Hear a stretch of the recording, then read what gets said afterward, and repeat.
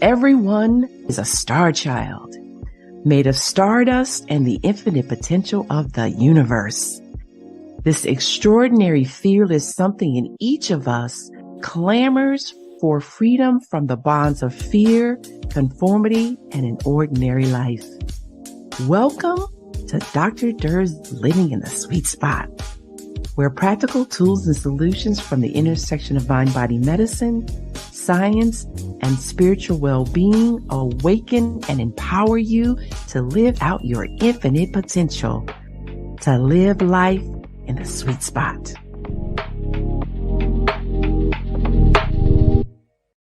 We tell our stories in order to share who we are, our hopes, our dreams, our triumphs, our tragedies, and to share our humanity.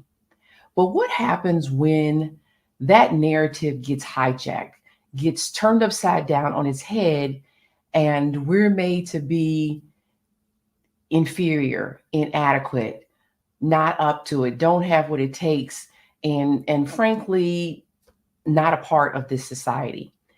Joining me today to have this conversation is Dr. Obari Cartman. And welcome back to the show, Dr. Obari.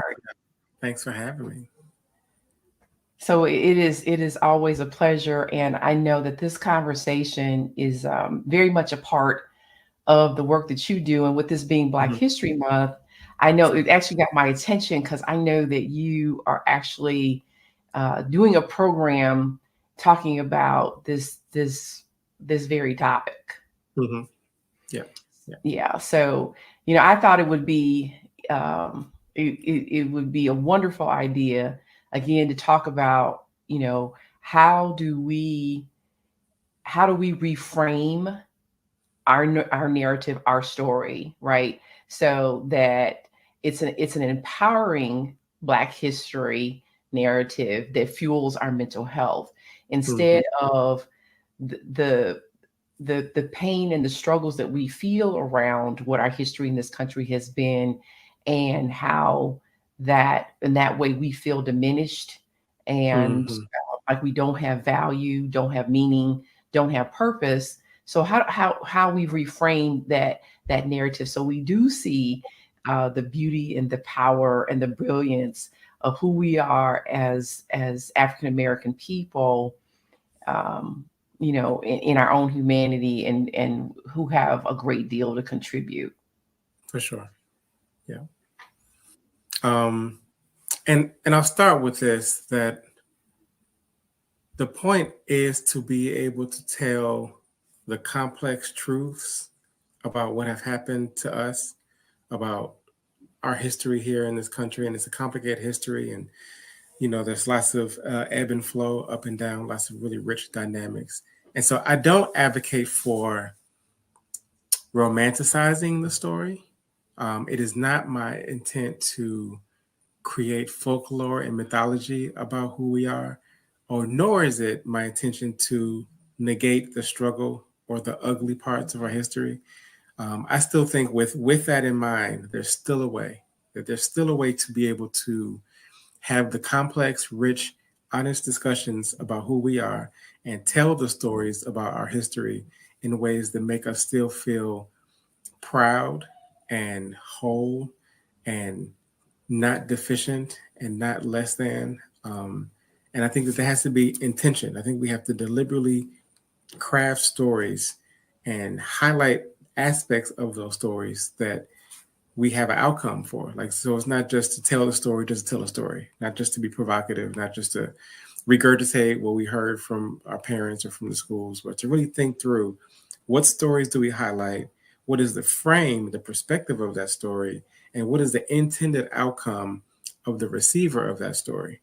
And if we think through those pieces, I think that we could really use Black History Month and Black History period as a way to elevate us. And if we don't, I think there's a danger in having our history, or the telling of our history in particular ways, bring us down and disconnect us from our ancestors who experienced those stories, who we might feel a sense of shame about if the story is just we keep losing over and over again, or Mhm. embarrassment about if the story Mhm. is just yes sir, no sir, master. If the Mhm. story is just a trauma, then it makes the listener, if we're talking about the young folk, right?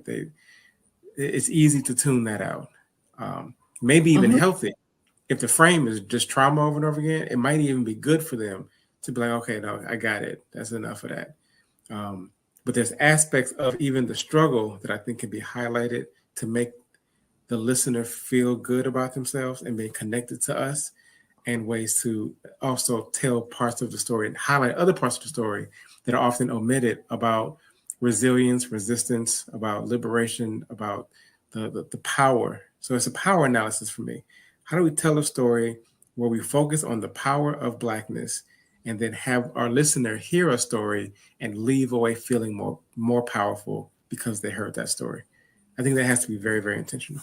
So I absolutely love what you said, and I think that to focus on the empowerment, the power, the resilience of our history and of our people um, is absolutely the best thing for us to do, the healing thing for us to do, because obviously everybody's had some difficulty, some adversity, trauma, many of us. So again, it's the, as you well know, as a psychologist, there's the what happens to you, but there's how do you assign meaning to it Mm-hmm. that Yeah, either is helpful to you or harmful to you. So for yeah. those folks, so let me say what, so for those folks who may So let me not. say something about that, though. I think that people hear that and think that we're suggesting twist the story around and make it pretty, put bows on the thing that's ugly. And if it's gross, if it's ugly, if it's disgusting, then that is what it is. And we should tell the story in that way. And I think that people think that we're saying ignore those parts or pretty it up. And that's not what I hear you saying. That's not, and certainly it's not what I'm saying.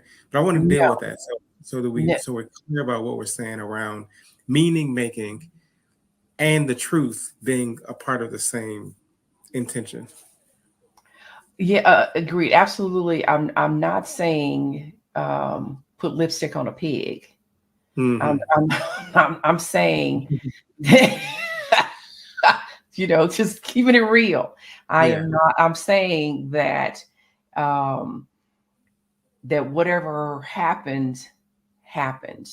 yeah, Us forcibly removed from Africa and brought here against our will and enslaved as a people and turned into a commodity for generations where chattel slavery here, and you have 400,000 enslaved people who were grown into 4 million enslaved people. Nowhere else did that happen.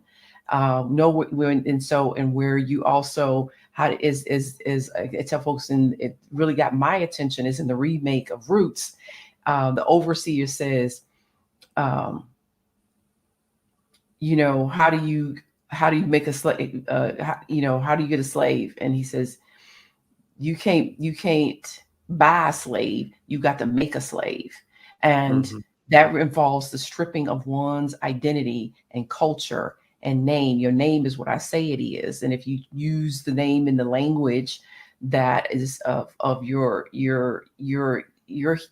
history, your culture, your identity, then you get punished. So you strip a person of their name, their language, their music, their culture, their drums, and then you say, you are who I say you are. You do what I say you can do.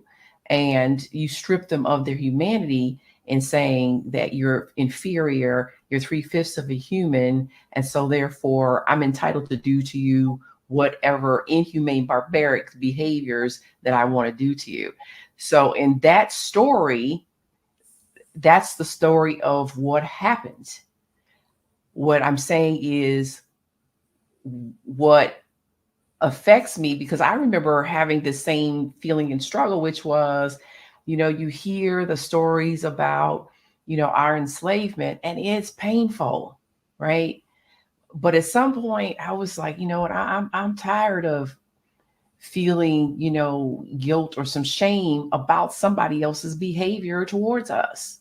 Mm-hmm. So that's what I mean when you change the perspective. The perspective is, I don't have anything to feel guilty or shamed about.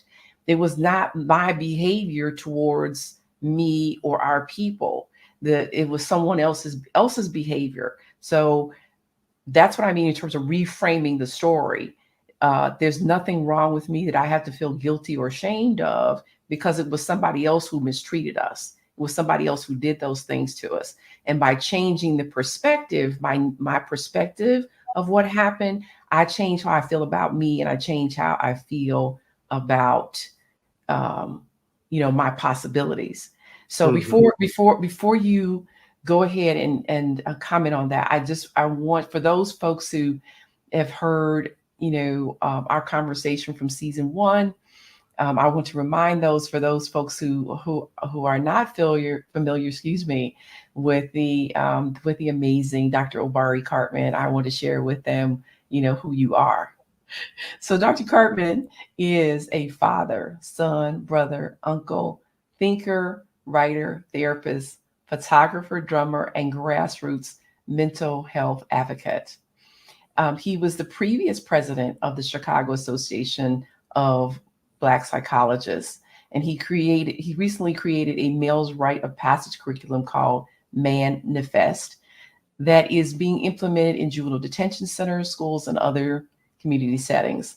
As a consultant, Dr. Cartman facilitates trainings for adults and youths, facilitates those workshops about maintaining good mental health, critical analysis of hip hop and media, racial and cultural identity, developing authentic manhood and healthy relationships. Dr. Cartman is currently completing his second book about Black spirituality, and it's titled Black Spirituality, a practical application of ancient wisdom, which will be released this year. And also, I may add, of course, you are the recipient of several awards for the amazing level of service and wisdom and commitment to us as a community, and to us as a people, and to uplift and empower and educate us, frankly, about our own sacredness and unique wonderfulness. So, well, again, welcome back, so to the show, and having this conversation. Thank you very, very much. Oh, you were always welcome. So, um, we were talking about, um, the story is the story, um, framing it in a way not so that it appears that we are saying that we putting lipstick on a pig, keeping it Mm-hmm. real. Mm-hmm. But in a way that, I say, fuels our mental health, right? That creates um, health in both our thinking, and so what I call mental wealth or transformative thinking, that creates those healthy, that positive self-worth, Mm-hmm. and and possibility and potential, but also in doing so, my emotions, because those thoughts and emotions create chemicals that are released in the body, and over time, if that those chemicals are pretty much the same and the same levels, Yeah. depending upon what we think and feel, they either create health or they create illness. And so you were talking about, um, um, a framework that involved three steps. So let's go ahead and get into that some more. Okay. I'm going to go back to the description of slavery you just gave. Hmm. I think it's a very common, clear analysis about what happened to us. Um, but as you were talking, there were points that I wanted to come back to, even as we describe in the most simple ways what happened. Like, the story is a story, that's what happened.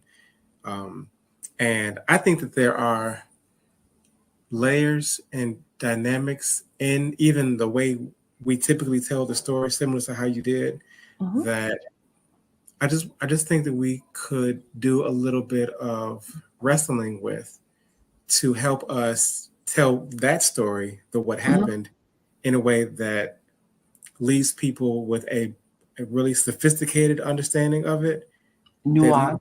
that leaves Nuance. us feeling more powerful. So the Absolutely. whole point is power. The whole point is power. My whole goal is to say Black History Month should be a moment when we leave the month having more people feel more powerful and more connected and more proud of being who we are than than in January. Right. So that's my goal. So even so, the So, story you so told. can I get you to clarify something? Because I know, some folks have difficulty and feel uncomfortable with the word power. And I know how Mm, I use the word power. mhm. And I'm, pretty sure I have a pretty good idea about how you will use the word power, but so that folks are not left to misinterpret what you mean Yeah. in by the use of the word power. No, that's important. What it Right. means and what is it for? To do So what let me with? go back a little bit to my upbringing. Hmm. I was raised in what you would consider to be African-centered, Afrocentric houses, communities where we played drums, we celebrated Kwanzas. I went to a private school where we were learning about Marcus Garvey. So Hmm. that thing that carried my parents picked my name out of a book of African names, and the whole time ever since then have been trying to instill in their family a sense that Africa has its own philosophy and worldview and cultural value system. And so I was raised in that community. And so the words I use are a reflection of the value system that comes out of that community, that perspective. Um, and so, from an American or Western perspective, I do agree that the word power could be interpreted as power over or domination or aggression. But from an African centered point of view, when we think about the self, we think about interdependence. When we think about the value systems that guide us, we think about communalism. We think about interdependence. We think about spirituality. We think about harmony versus competition. So there's a whole different way of being in the world that most people on the planet have, indigenous roots that connect to a value system that speaks to harmony, collectivism, cooperation. And so that there's a unique moment when a European ideology that focuses on hierarchies and domination and individualism and separation, those kind of things that are at the root, at the foundation of many of the societies that are now in power, that have a Eurocentric framework, that those things are a construction, a distortion of what it means to be human in ways that um, my work, my philosophy very much rejects and finds a different home in a different value system. And so when I say power, I don't mean domination. I don't mean power over. I don't mean hierarchies. I mean the ability to express a even a divine inspiration, a a a God given gift, talent, vision, and instruction, and the ability to be able to manifest that, to be able to express that. It's more about agency. It's more about even the planning and the execution of ideas happens in consideration of community. There's sort of a I am because we are philosophy. And so the power is in the relationships, the power is in the family, in the community. It's not an individual power over others. And there's a power in culture, there's a power in healing, a power in the medicines. There's a power in being able to take nothing and create something from that. There's ingenuity, there's creativity, there's power in being able to innovate. So those are the things that are powerful things to me. Hmm. Just being able to express the purpose and the meaning that you're intended, that you were created for, and to be able to collaborate with to make sure that everyone has what they need and more, right? Abundance. To the idea of scarcity creates competition, but the idea that we are in an abundant world, an abundant universe, means that we can collaborate and could share, and that we are all more powerful together when we are expressing our individual God-given talents and passions. But when we come together to do that with intention, then there's a power beyond that that we can't even sort of even imagine. That it gets exercised, that has application, that shows up in ways that continues to evolve. And so power for me is that. Power for me is Black people being able to have a destiny and an intention on this planet that gets thwarted. There's opposition against that, and we're talking about slavery is one of those things. But we're talking 2024 versions of enslavement and mass incarceration and systemic disinvestment of neighborhoods and distortion of information. That all is an attempt to hold the structural economic power in place and quell the innate, natural, divine power of the melanated people on this planet, the indigenous people, the descendants of the first peoples, that we have a power in our humility and our connection to the earth and to the divine, that those who have the physical structural power, and that's really just an illusion of being able to control and manipulate, that those people are afraid of the power of the parents of the planet. So what we're talking about in terms of slavery and every institution since then that has I'm tried to sorry. keep I'm the sorry, power. Obari. I lost you there for a second. You said they're afraid of. I don't know. I'm just talking. The expression of the power, us tapping into that power, Yeah. because it would disrupt the social, economic, political order that they have fought and used so much violence to establish for themselves. And so slavery is a part of that. So when I think about slavery, it's a part of that.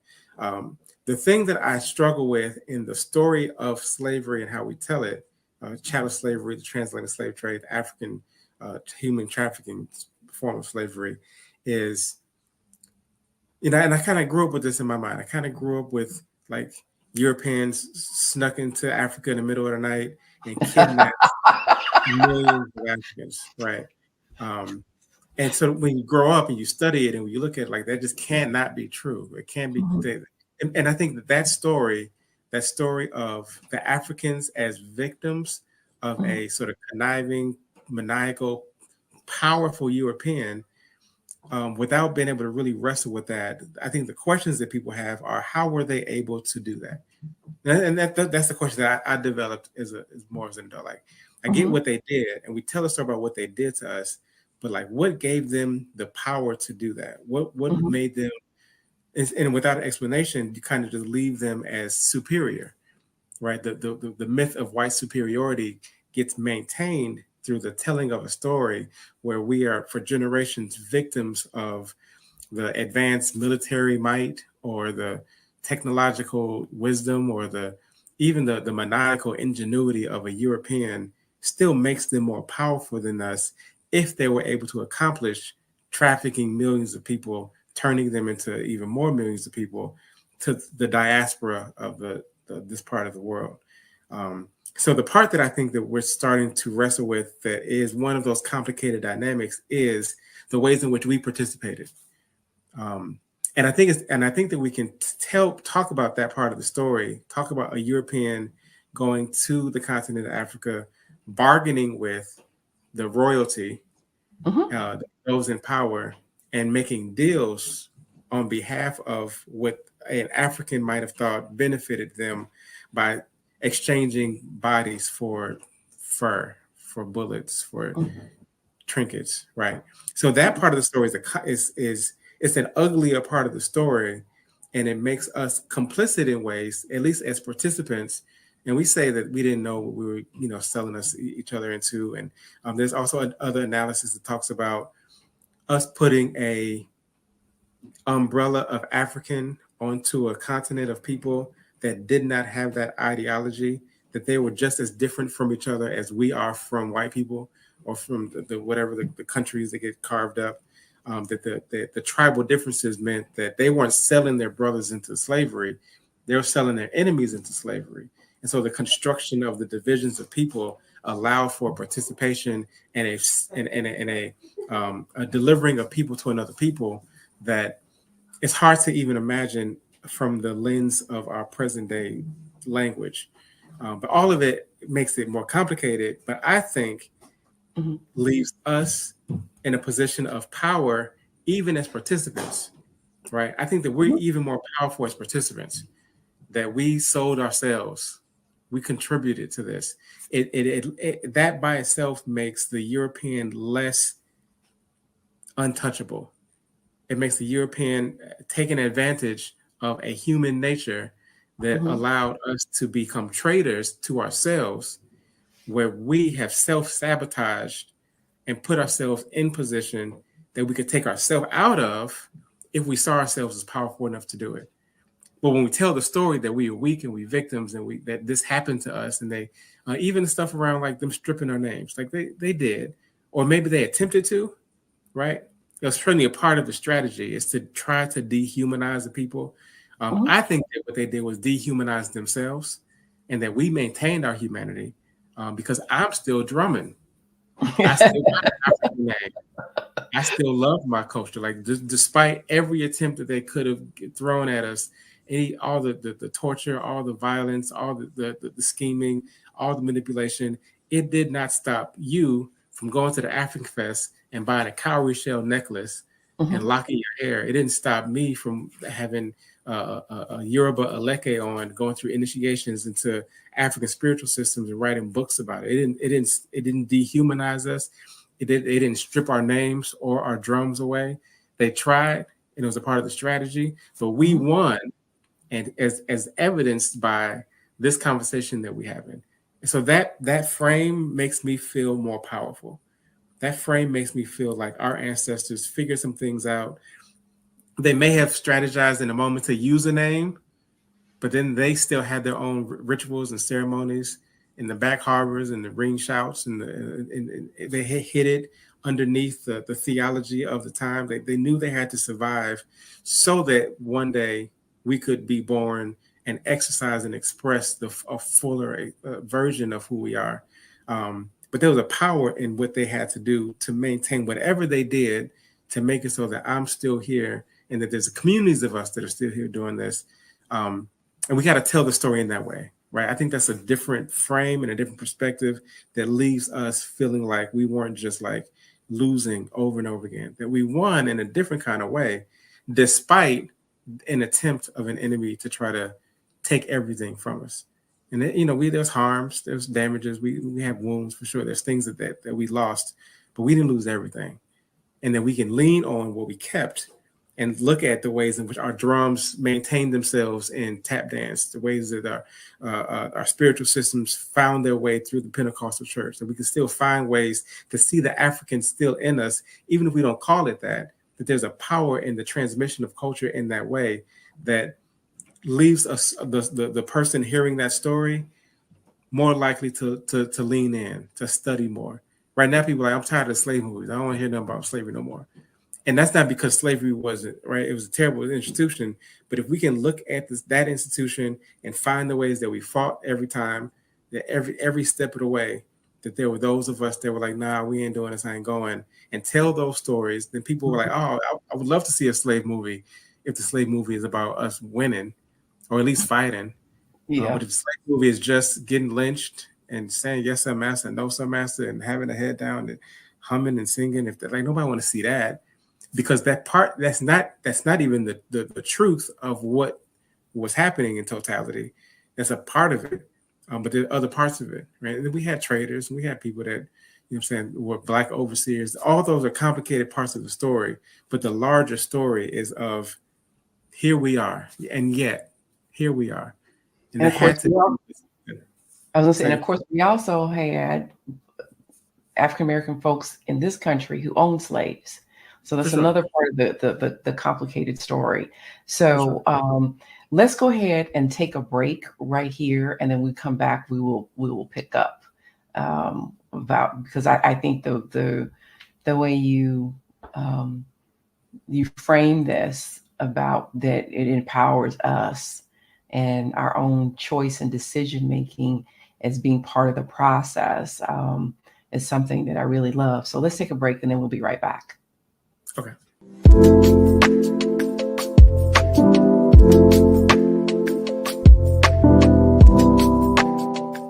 Heaven abounds in you, enlightens, uplifts, inspires, and invites you to live a life that's engaged, joyous, and limitless, the sweet spot of life. Take this journey in oneness.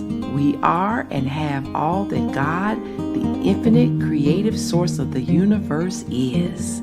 You are infinite potentiality, and the kingdom of heaven is within you. Heaven abounds in you.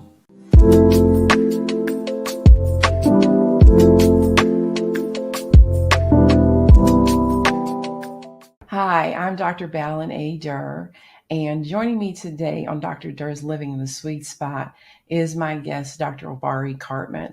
And before the break, we were talking about how reframing our story enables us to assume our power in our experiences, and then also again to I would say take responsibility for our participation in creating our experiences, that we're not just a victim, and then how, of course, that empowers us not only to reframe the story or the narrative, but also at the end empowers us to do some things differently.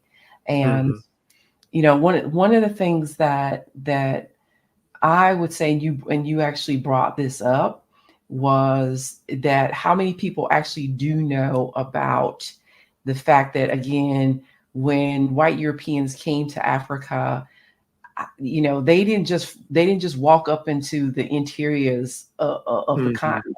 They didn't just grab people on their own, right? What they did was, as you pointed out, it also, to me, speaks to, again, what you hear even now about African people. I mean, African people, they're not a monolith, just like African American people are not a monolith. The fact that they considered themselves as separate and different.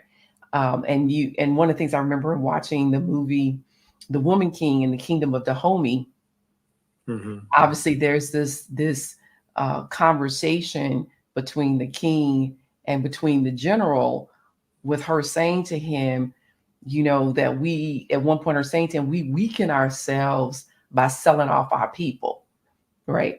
Yeah. There is, at some point, when you mentioned, and that's how they thought of it. This was, folks that we gained in the process of, as the spoils of war. They're our enemy. So again, it's seen as separate and different. You the other, right? You the enemy. You not me. You not mine. And so again, how do I benefit? But again, it's also different. It's also a different system of slavery. So I think, again, to your point, there is the benefit of, again, saying, I'm not completely a victim here, right? And because I'm not completely a victim here, what was my, and I say my in terms of our role in what happened to us, not from a place of blame. And I don't want people to mishear that or misunderstand it. It's not from a place of blame, but from an instance, as you said, you have all these different dynamics and how people think of themselves, right? How do I think of myself? Again, this is me and my family and my society, my culture, my kingdom over here, and you're not a part of that. And so we're competing for resources. And in the competition for resources, we do these kinds of things to each other, which, unbeknownst to us, we didn't realize how harmful it was to us as Black people, of Africans on the continent, and how harmful that was and what it ended up doing. But I think, again, to your point, to reclaim, to reclaim, going, no, I'm not powerless. For me, I I tend to think of power, I think it's similar to how you think of it, but for me, power is you can have control over my body, but you can never have control over my mind, over what Mm-hmm. I think, over how I feel. And therefore, in that, my power comes in my ability to choose for myself, right? That I get to Mm-hmm. choose, and in choosing, I create my results, I create my experience. And so, again, do I choose, given whatever my circumstances is, my situation is, do I choose to demonstrate my sacred self and my infinite potential that I am as a child of the Creator, made of stardust here on the Mm-hmm. planet at this time, irrespective of what anybody else, how anybody else conceptualizes me and Right. my identity and abilities. Right. And so someone else could hear that and say, "No, I disagree. You 3/5 of a human. You ain't stardust. You ain't infinite potential. You a dog." Them We are. thinking that Mm-hmm. should not have the impact, the power over your controlling. We should have been able to flick them away like a flea. Like somebody walk up to me right now and say, "You ain't nothing. You just a and you ain't." I wouldn't. I wouldn't hurt my feelings. It would not impact me in any way. I would Right. so quickly dismiss that because I would think of that person as crazy. I would think that that person is deranged. That person, or just not even worth evaluating who or why that person is. I would just keep moving about my day. But the power becomes they think that, and then they create infrastructure to operationalize that. Mm-hmm. And then the question is still always like, how were they able to do that? Um, and if we don't really answer that question, like if we can talk, Africa was great and mighty and the kings and Mm-hmm. queens and all of that, but if we don't have a good explanation for our young people about how Africa fell so hard, Mm-hmm. then it does a disservice to the stories that we're telling. Like if we so great, then why are we losing still? Why are we losing still? And I think the answer to that has to be part of the ways in which human nature. If you tell the story of the kings and queens in Africa that decided to participate in the trade, that they at some point got greedy. We're talking generations of somebody, what I'm saying, feeding their pockets and their family benefiting from it at the expense of other families, which isn't that much different as a philosophy than what I think a drug dealer in the hood would do. It's They no will different say, than capitalism. It's no different than capitalism. yeah, yeah, So, yeah. you know what? Before, because I think that you're making some wonderful points, insightful points, and so before you finish that, I just wanted to actually share a story of my own that was in keeping with what you were talking about, which was um, many years ago. At this point, is over 20 years ago. I was the director of the inpatient unit, the acute child and adolescent unit at a facility. And one day, this little white boy who was somewhere 18 years old, something like that, and he called me the N word. And Mm-hmm. so I checked myself to say, how do I feel about this?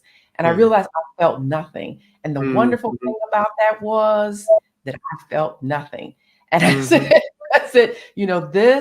this little one right here, somebody this taught him this hatred. But Right. number one, I'm not losing my high paying job over Right. your Right. ignorance and your fear, right? The other Mm-hmm. thing too that I thought to myself was, um, I looked at him and I said, your perception of me does not define my identity. And so, of course, he gave me this little quizzical look, and I knew he Mm-hmm. didn't understand what I was saying, which was okay. Maybe he'll get it later. But the point was that, of course, you don't get to define who I am and my possibilities because I Mm-hmm. know what that word means. And because I know what that word means and I know that that's not who I am, I really don't feel any kind of way about you Mm-hmm. calling me that because that's not who I am. And that's Yeah. why I didn't feel, I felt just neutral about him calling me that, because I'm like, I know what that word means. That's not who I am. And Mm-hmm. also the other thing I just wanted to comment on too was that obviously you make an excellent point. In order for me to dehumanize you, I must lose my humanity in the Mm-hmm. process. So I Right. then end up becoming the very thing that you say I am, Mm-hmm. in order to treat you that way. Right. So the loss is not the loss, obviously, is I may suffer some losses in how I'm treated, how I'm harmed. I don't lose my humanity in the process, but you lose yours in the Mm-hmm. process, right? Absolutely. Yeah. So, So to do what they had to do, they had to align themselves with some really dark spiritual forces. They had to submit to demons. They had to succumb in a way that made them more like that demon, the dark side.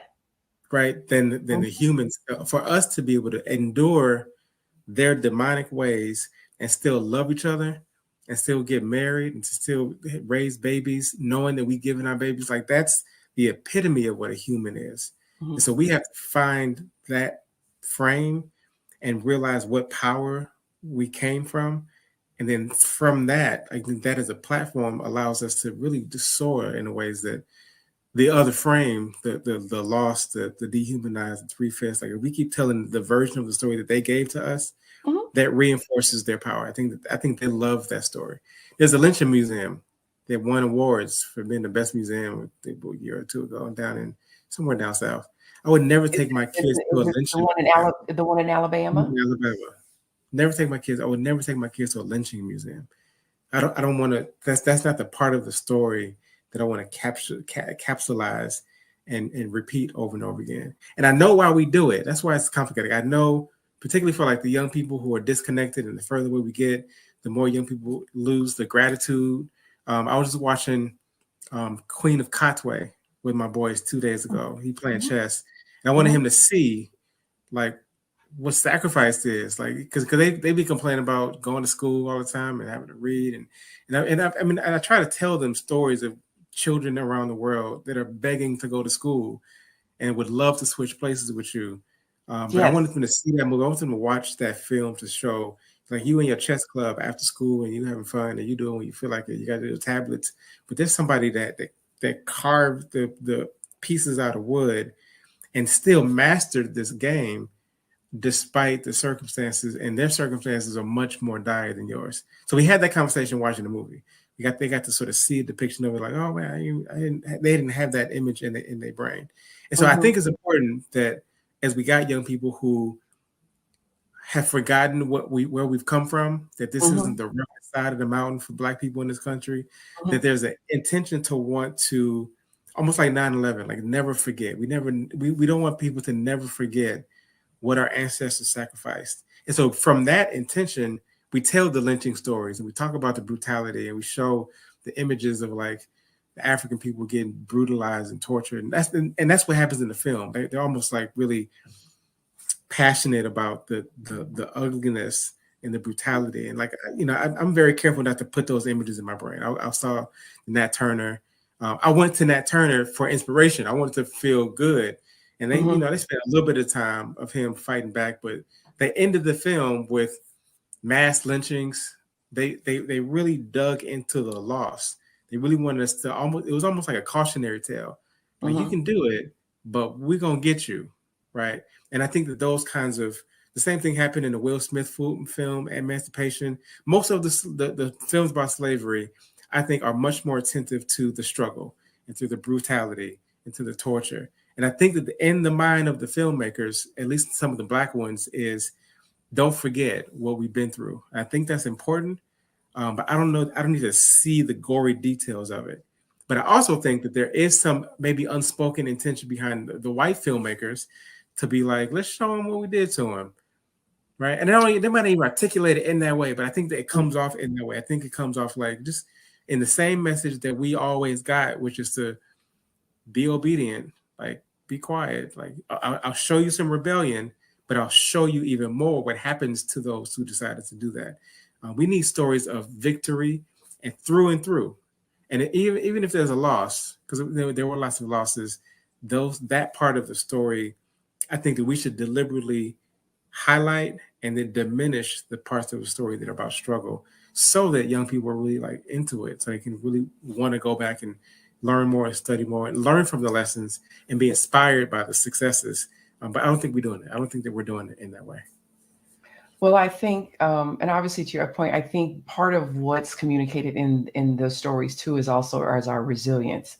You know, as I like to say, we are still here, right? Mm-hmm. So Mm-hmm. despite all of that, um, you know, we are resilient, and despite all that they've done to us, we're still here. Right. And while we may not be Mm-hmm. thriving maximally, Yeah. there's still a sense that we are thriving as a people. That our influence on culture and people and how they live lives is ubiquitous, right? Yeah. You can Yeah. find it's global. Right. So despite what they've attempted to do, you know, we still, in our own ways, our culture flourishes. You know, to your point. So that's it. So I think it's So, it's the so same hold on, before message. we want to do this, because I want to make sure that we don't lose sight of this, which is you started to talk about this, which is, so what things do we do Mm-hmm. in order to change the narrative, in order so that it's uplifting and empowering, and Yeah. so that it I guess I said it fuels our mental health. What Right. are things we can do, need to do? So that this that is an important message. Despite what happened, we still here is an important message, Mhm. and I think we need to have that as a part of it. I just feel like at the exact same time, it's the same coin flipped on its head, that because of what we did to fight, we are still here. And it's the same event, same time period, same story, but something about focusing on what we did, Mhm. how we came over, Mhm. what we leaned on, what cultural, what spiritual, what community practices we had. Focusing on that part of the struggle, Mhm. I Mhm. think gives us more insight into what we can do now, that allows us to move forward, building on the not even just the sacrifice. I almost said building on the sacrifices. I think that's what, I'm saying. I'm so used to that language. To build, to pay the debt out of the duty for the sorrow that they experienced, is Mhm. one way of thinking about it. At the exact same time, it's just the same story flipped on its head, that to build on the strengths and to look at the story, to try to find and pinpoint the power, that becomes the blueprint for what I can use to inspire myself to grow on, to add to continue to move forward on top of strength and not on top of sorrow. I just think it's the same story. It's just like, it's just the difference in the frame, I think, leaves Yeah. us with more skills, with more inspiration. Mhm. Because the sorrow is like, we still survive. I think that keeps us in survival mode. We survive this fight, and we can keep on trudging along and being grateful that we're here. I think it's a different story than like, man, look what we did and look who we are. That's still in you. Let's add to that. Let's connect to that, and then let's have that flourish in ways that I think could move further. Right. So I think, so one, we just need to throw off other people's characterization of who we are, Mm-hmm. and what we did, and in terms of and what we're able to accomplish. Yeah. I think it begins there. And then I think also, again, you're saying is, again, the how we share the narrative of the story, um, needs to move to one of of power and responsibility, Mm-hmm. as opposed to victim and blame. Mm-hmm. Um, again, not taking away from or diminishing any And maybe uh, even the you difference affirm. between resilience and resistance. Same stories. One says you tough enough to make it, and that leaves you thinking I might just keep enduring what they're giving to me now because I'm tough enough to hold on. But resistance to what's happening gives me another angle to see this that. If I can see the old from a different angle, then I'm able to see the present and the future from that same angle. And I think that moves us past survival, past just hoping the next generation has another opportunity. Right, but but to your point, there's a beauty in our resistance, right? Mm-hmm. I remember that line actually from a favorite movie of mine. There's a beauty to our resistance, and um, and in order for us to be here in the way we are, that required resistance. Mm-hmm. Resistance to succumb to your characterization of me, and to keep me as a commodity that benefits for your profit, power, and pleasure. There's resistance inherent in inherent in that struggle, right? To be free, to Yeah. be a human being despite somebody else's characterization that I'm not.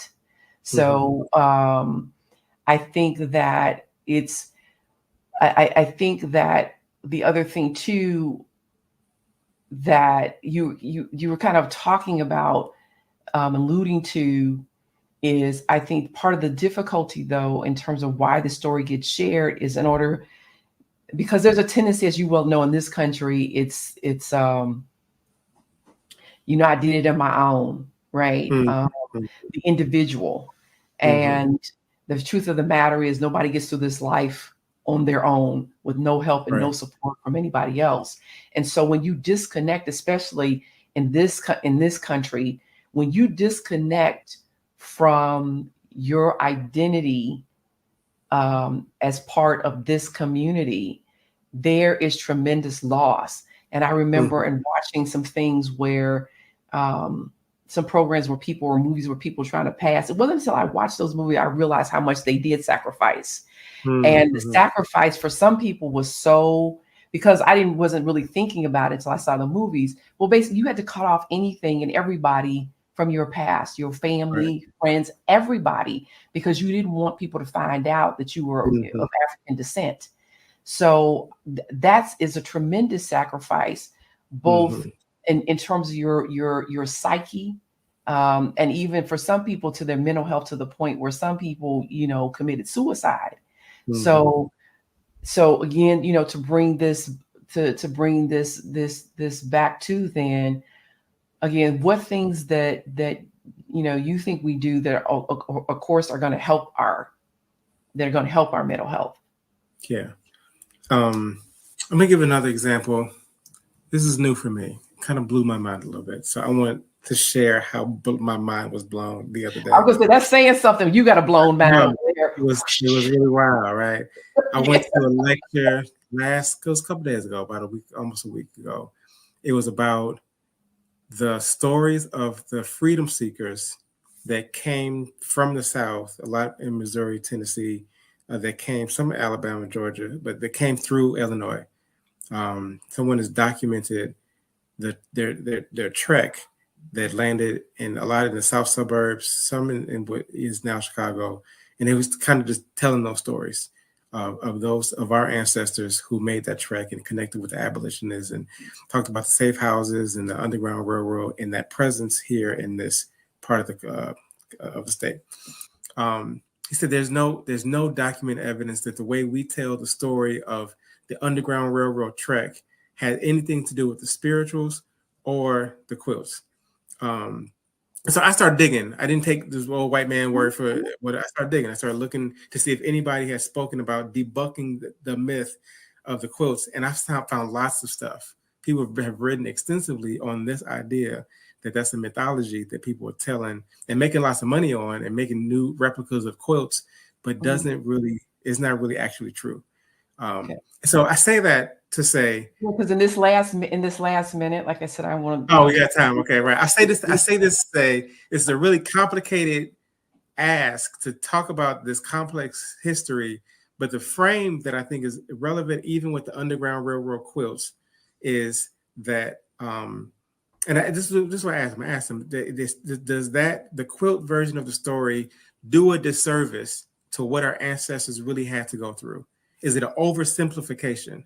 Like, is part of the power in the story is to really look at what they actually had to do and not the simple sort of storytelling versions of it, to really honor the sacrifice, to really look at the depth of the brilliance and the camaraderie and the risk that they took, and that's a much more complex story than I think that we're comfortable with and are used to. And I like to dig into those nuances, was the word you said, because I think in the nuances power.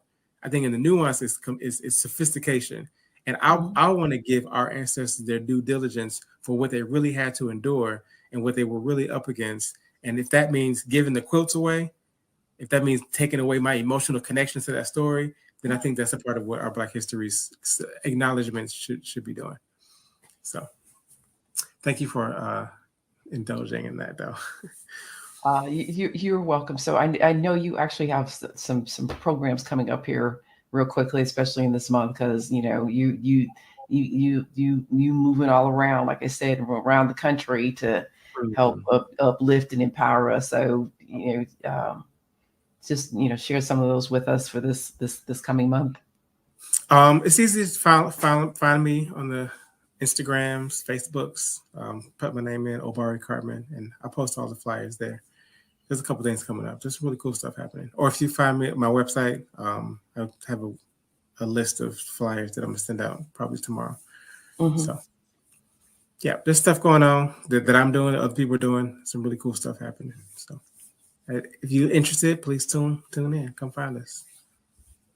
So, again, thank you so very much for sharing your brilliance and your insights, your nuanced insights, and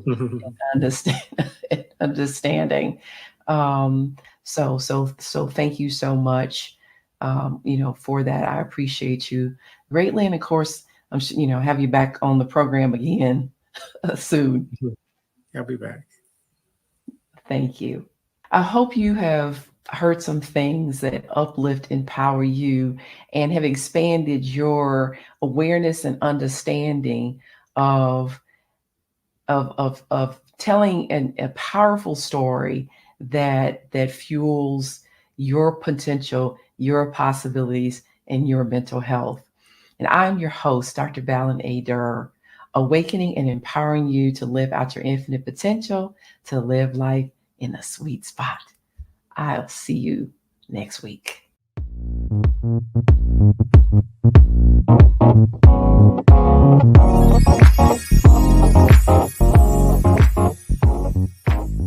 Thank you for joining us today in the sweet spot. Share, follow, and like us on social media. To learn more, please visit balinadurmd.com, spelled BALINADURRMD.com. Join us next week, and remember, when you heal your mind, all things are possible.